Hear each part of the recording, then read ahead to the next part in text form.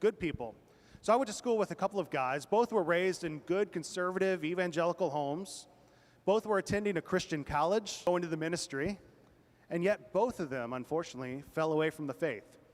And as of my most recent Facebook spy thing that I did on them, I don't think they're back yet, unfortunately.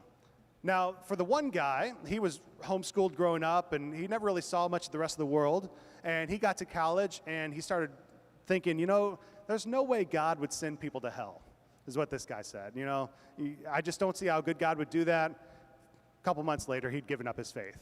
God wouldn't do that, therefore there is no God. The other one took more of an intellectual route.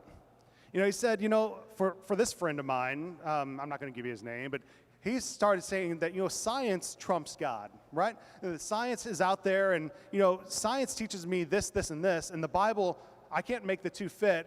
Science is obviously right, therefore God must not exist. He starts questioning the existence of God. Soon enough, he falls away. I was literally friends with both of these guys, and by the time I was in seminary, both of them had fallen away. Breaks my heart. Now, these are two of the more dramatic accounts I can give you. Two guys that I loved. One lived across the hall from me in the dorm. Both were following Jesus. Both wanted to be pastors. Both fall away from the faith.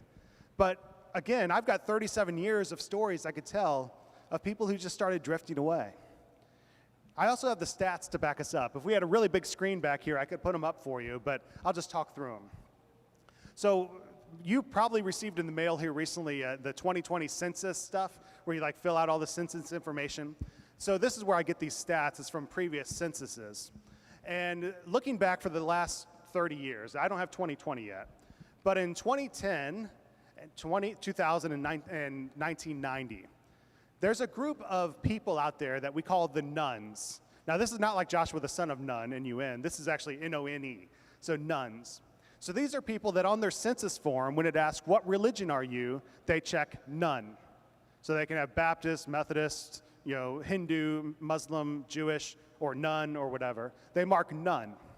So in 1990, 37% of people who took the census marked none, no religion. By 2010, this jumps up to 48%. So in 20 years, we go from 37 to 48% of people saying no religion. Now, what about evangelicals? This would include Baptists, this would include